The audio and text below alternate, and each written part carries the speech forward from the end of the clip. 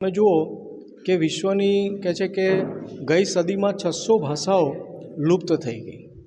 ભારતમાં જે સેન્સેક્સ 1961નું છે એમાં નોંધવામાં આવ્યું કે ભારતમાં 200 ભાષાઓ જે છે લુપ્ત થઈ ગઈ. ગુજરાતની ભાષાઓ જે છે એમાં 80માંથી 30 ભાષાઓ લુપ્ત થઈ ગઈ. તો ઘણી બધી ભાષાઓ છે એ લુપ્ત થવાના આરે છે અને એ હકીકત છે કે કોઈ પણ ભાષા લુપ્ત થઈ શકે છે.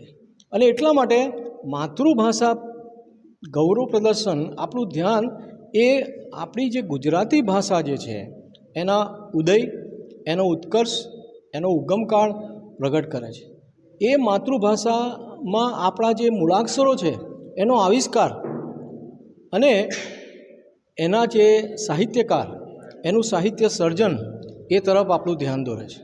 અને એટલે આ માતૃભાષા ગૌરવ પ્રદર્શન છે એની મુલાકાત આપણા નવી પેઢી ખાસ કરીને લે અને એ રીતના એમનો ભાષા પ્રત્યેનો પ્રેમ, એમનો રસ, એમની રુચિ વધે એ પ્રયાસ કરવામાં આવે છે.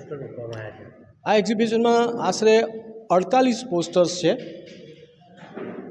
અને એમાં વિવિધ વિષયો છે કે ભાષા સામેના જે ભયસ્થાનો છે, આપણી ભાષા જે છે લુપ્ત થવાના કયા કયા કારણો છે, જેમ કે અત્યારે બીજી પ્રભાવી ભાષાઓ છે એ તરફ માણસોનો ઝુકાવ વધારે છે, બરાબર, જે સામાજિક પ્રતિષ્ઠા આપે, આર્થિક રીતના જે આપણને ઉપયોગી હોય, તો એવી ભાષા તરફ ઝુકાવ વધારે છે, બરાબર.